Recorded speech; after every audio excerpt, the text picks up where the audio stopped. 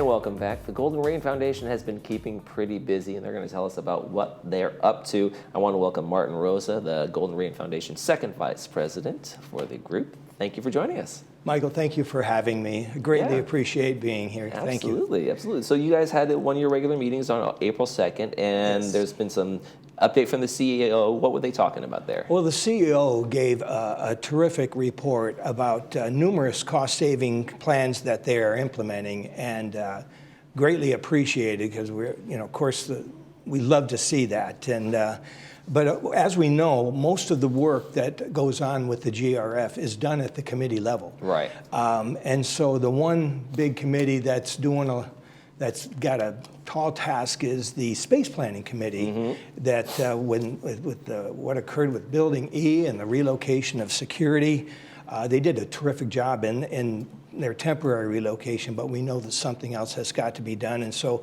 they're exploring various options. But the one option that I would like to see considered is that what the CEO and their staff did with the cost-saving implementation plans is that they take a look at a space-saving implementation plan and see what can be done there. We know that corporate America has greatly decreased its office footprint through automation, through going paperless, working from home, all sorts of things. Technology has greatly shrunk electronics and office space. You don't have a secretary pool anymore like in the old days.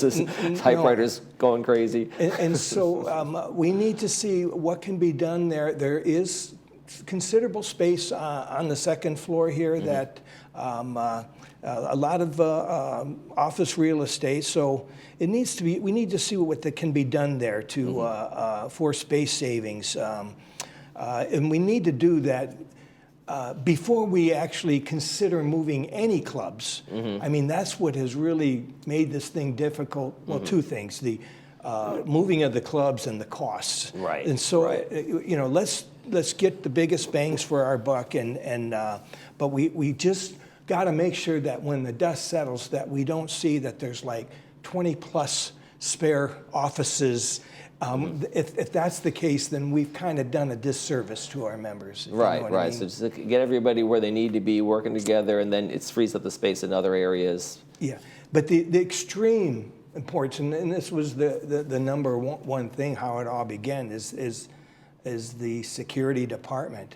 We need to make sure, they're kind of like our first responders. We need to make sure that they have the most state-of-the-art, most up-to-date, mission-critical practices implemented in order for them to be able to do our job for what we need them to do. Okay.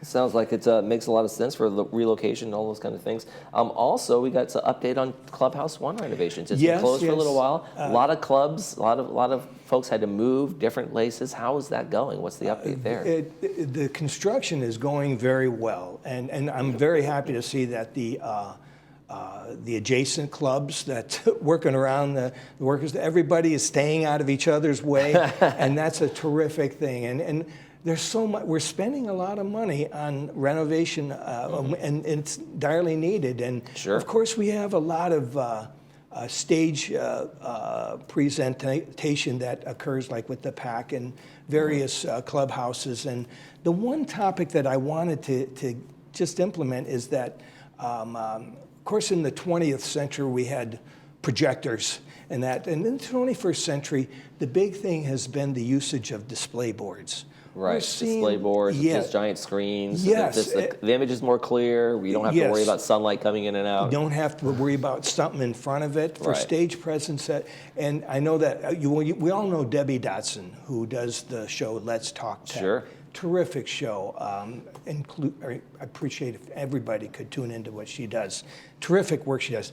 She attended the Consumer Electronics Show in Vegas. She said there was a lot going on about display boards. So I just want to see that as we move forward in our renovation projects, that we utilize the latest of technology that's available that we think in the 21st century. Right. Like I say for the security department. Right, exactly. Yeah. Now, are the projectors going back in there, or are we going to have the displays? Oh no, know?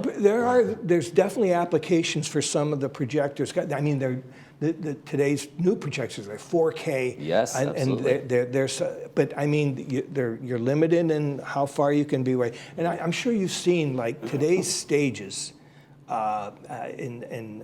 Especially in broadcasting, you see what they can do with stage presence with that the display boards and Sure, just got a monitor right back here. That's right. It's a big screen there, and it's getting to be like that big picture there. Their whole video walls and a lot of TV well, you've studios. seen the billboards. Right. You've seen the dashboards in the cars today. It's all display board now. Now, what do you envision on those? You see like a scrolling kind of announcements, community information going on those things, well, or what would your vision be I'm for seeing that? like when an artist is performing, they can be creative to do and provide not just an audio present, but a visual presence there that, and that's what how stage construction is moving towards, is offering a visual. Yeah, they're doing that a lot in the Broadway shows too, where they aren't changing sets; they're just doing video board background kind of things. There it's you go. Kind of an amazing effect that we've seen. We just got to do our due diligence, they say, to make sure that it's in the right application. Sure, absolutely. Let's talk broadband. Let's talk about that. Well, that's my baby.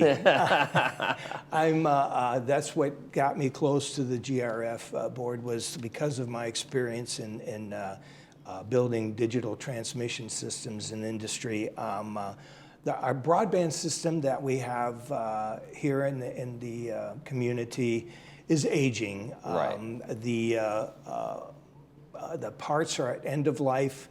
It's hard to get them. It's a hybrid system that you've got fiber and copper. The copper is corroding, the fittings and so forth. Right. There's line amplifiers and converters and power supplies and batteries along the way that get knocked out by storms and flooding. And the thing of it is that it's been a workhorse for us. Right. But like you say, there's an end of life. There's only so much spit, grit, and duct tape you can put on stuff before it's gone. But I mean, Paul and his staff have done a tremendous job with West Coast Internet. I mean, they provide also a hybrid signal, channelized television and packetized internet. I mean, it's a workhorse, but it has seen its better days. The good news is that our previous generation, 25 years ago, they installed a spare pipe. And that is huge, because with that our consultants say that represents up to 75% of the cost of installing a new system. Right. So as we go to a new system that we're looking at, it's just active equipment at the head end, and then active equipment at the resident end. And then in the middle, all you've got are these little termination optical splitter, passive optical splitters that need no power. They have very low insertion loss, that you don't lose much signal through it. And you can put up to 1 into 32 ports in there. And I call it a simplistic advancement.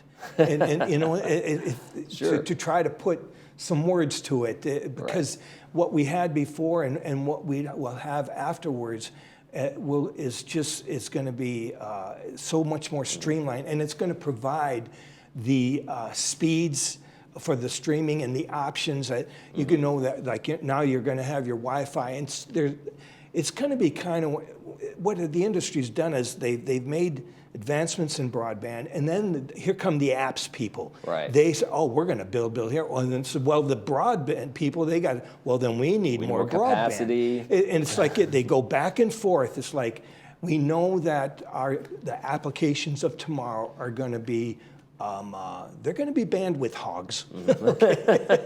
and so we have to be prepared for that. Right. We have to be prepared. And with that extra pipe, that's just for folks who don't understand, we're just going to be able to pull the new wiring through there instead of the old coax cable and that kind of thing. We're talking about and so there's not going to be trenching. We're not going to be digging up neighborhoods and that kind of thing. They did that work in the Wow. 90s. Thank goodness.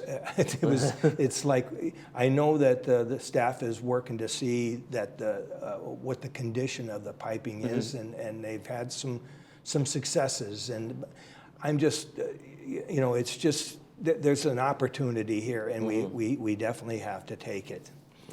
There we go. So the migration of it is, like we said, it's going to be 75% of the work's already done and the equipment's all there. What do you see in terms of if I'm at home and I'm hearing all this stuff and I'm not a techie and I'm a resident, what it's going to mean for me when it comes into my house? What's the difference going to be? Yeah, for you, you're going to have greater streaming speed in order to be able to see what you want to see. Like we know that right now cable TV is migrating to be not channelized but packetized in itself. All these networks are providing more streaming services. Some of them looking just like you've got cable, but it's actually all streaming. And so in that sense, if with one of those applications, it looks the same, but you're going to have very good quality of service. I think that there's going to be other functions that you're going to have off your Wi-Fi as well. But I know that sometimes you don't need that much speed. But I do see that in the future, those applications are going to grow, and you're going to be prepared to be able to handle it. You're not going to be able to have to look at that buffer wheel that you have to see and waiting to catch up, to where you're at in the program. So there's a lot going on with respect to cable programming right now. The networks, the only way they can make money is off the cable programming. But so the cable programmers or the cable companies they're moving away from their channelized TV to a more packetized streaming system, and we need to be prepared for that. And right now, our current system, it's the last generation. It's end of life. Now, all of this sounds great, and it also sounds expensive. So if I'm an end user, if I'm a resident here in the community, am I going to see a difference in what I'm charged? Is there how are the costs going to be We're looking absorbed? at studies to that through the committee to see what our best options are. We know that even right now the administration and the FCC are getting involved in that. Okay. When we're talking about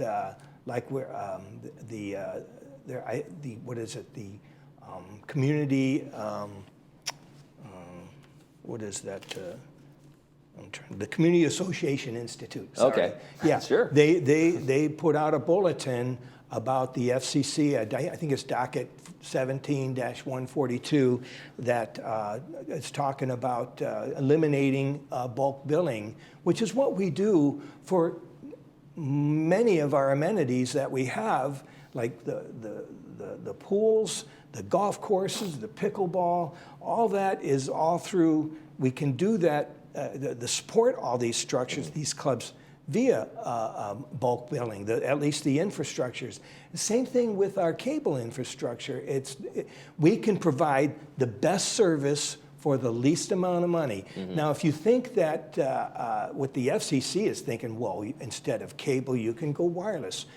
Well, you can to some degree. Right now, the cell companies, they can only support about 30 users per cell tower. Right, that's the thing. There's only so much capacity in those cell towers. Exactly, and their speed is much less. And if you want to go and get a Starlink uplink, go for it. Good luck with that. But even that has capacity and latency issues. So, and when it comes to the quality of service, I believe that if we stay with what we have, the main thing is that it's important that the residents contact their U.S. Senator. Is it Senator Padilla? Alex Padilla, right? Padilla, yeah, to contact his office We know that Young Kim has already signed off on the our state rep. I mean our U.S. representative to Congress has already signed off on that. But contact our senator so that to let your voice be known that we need to continue with what we're doing in order to provide the lowest price and the best quality of service. There we go. Now, switching topics just a little bit. Okay. You're a softball fan. Oh yes, I am, and I want to do a shout out to my to my softball buddies. Every Tuesday morning we get together at Sheep Hill Park, and we've got these modified rules that keep us safe, but we get out there and we just have a riot and have so much fun. Well, the thing of it is, and in talking with Recreation, I still got to do some work with CAC and media. We've thrown down the gauntlet. Okay. Here it comes. We've thrown down the gauntlet to our beloved security forces that we want to take them on. Okay, and if they need some help from VMS staff like yourself or anybody, I'll grab my old mitt. There you go. We want to play them in a charity softball game to play for Laguna Woods Village Foundation. We have not got the details yet on exactly the date, the location, the time, but we definitely are. The gauntlet's been thrown down that we want to make this happen, and the guys are ready to some degree. They're ready. I mean, I used to do this with the radio station that I worked for, and we used to have so much fun. The same company that owned our radio station also owned the Harlem Globetrotters. So we got to play against them. We got to play against the Detroit area firefighters. And it was always a big hit to bring everybody out. And it's all for charity. Right. And everybody has a good time. But usually those firefighters, they were pretty beefy. And I think there's some security guys I wouldn't want to mess with. Yeah, but there are only so many of them. We still have to have the gates guarded, and we still have they can't all leave that day for the game. That's right. So how long you've been playing softball forever then, really? Huh? Well, but I put the mitt down for like 30 years. Oh, really? Okay. And it wasn't until I moved here 2.5 years ago that I heard about this, and I've had so much fun just getting the old bones working again. And that's terrific.